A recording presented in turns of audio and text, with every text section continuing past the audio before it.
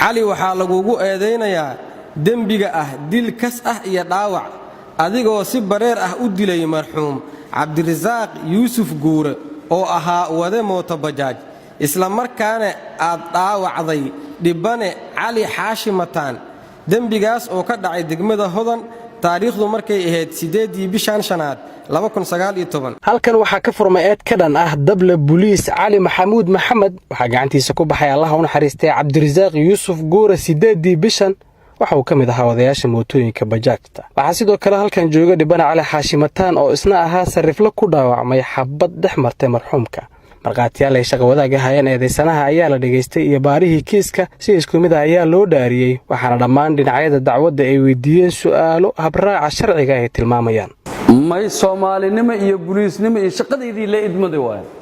muumin xuseen cabdullaahi ku-xigeenka xeerlaaliyaha ciidamada qalabka sida ayaa tilmaamay inuu eedeysanaha kulmiyey dhammaan astaamaha tilmaamaya dil ku talagal ah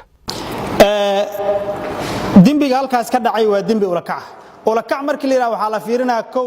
qofka falka geystay ma qof xanuunsan oo waalan oo waxba loo qorina mise waa qofayo haddaba mudana gudoomiye garsoore maxkamadda sharafta leh waxa xaqiiqa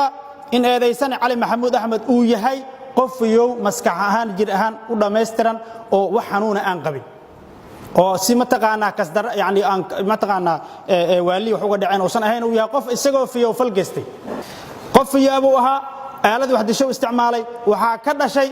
mataqaana oo ka cad ka yimid halkaas dhimasho xeerlaaliyaha ciidamada qalabka sida ayaa maxkamadda weydiistay in lagu xukumo ciqaab u dhiganto qodobada ay ku soo eedeeyeen kiiska sida uu xeerlaaliye igu horreeyay cadeeyay marka la eego markhaatiyaalkii maxkamadda la hor dhageystay qiraalkiisii iyo cadaymihii aan maxkamadda hor keenay waa dembi ku cad in uu kas u dilay waxaa intaa dheer nin booliisu ahaa oo ummadda amnigeedii nabadgelyo lagu aaminay isagu inuu dilo ku kibro waa xadaaf waa xaraan canshuurtii laga qaaday shacabka ay ku noolyihiin in dad baa qof baa saaka soo shaqatay mooto bajaaj wata ilmu u soo shaqatay reer meydkooda in loo geeyo xaq uma laha oo waliba kii mushaarka ay siinayeen uu dilo waa nasiib darro shacabka haysata sidaa darteed waxaan maxkamadda weydiisanayaa in la ciqaabo oo dil toogashaa lagu ciqaabo abukaate xasan cabdulla farayare ayaa ku dooday in eedeysanaha uu ku jiray waajibaad qaran sidaas darteed uu maxkamadda weydiistay inay bixiyaan magta eedeysanaha taliska booliiska waajibkiisu gudanayay mise hooyis uu shaqeynayay waajibkiisu gudanayay sidaa darteed maxkamaddu waxaa codsanayaa ciidanka booliiska Soomaaliyeed ay ku xukunto diyadii ninka ciidanka booliiska Soomaaliyeed waa in lagu xukumaa diyadii marxuum cabdirasaaq xaashi guure diis in ciidanka booliiska Soomaaliyeed lagu xukumo kabacdi askariga loo aqoonsado dambiile aan loo aqoonsanin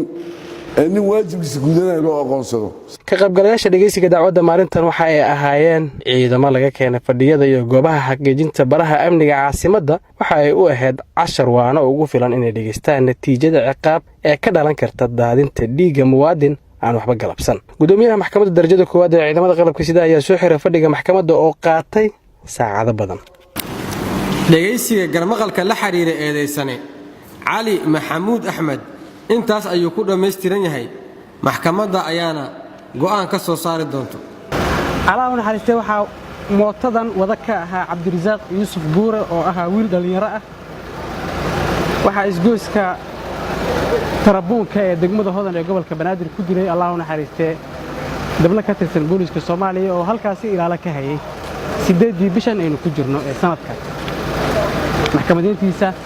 darajada koowaad ayaa maanta halkan lagu soo gabagabeeyay cabduqaadir ciise warbaahinta qaranka magaalada Muqdisho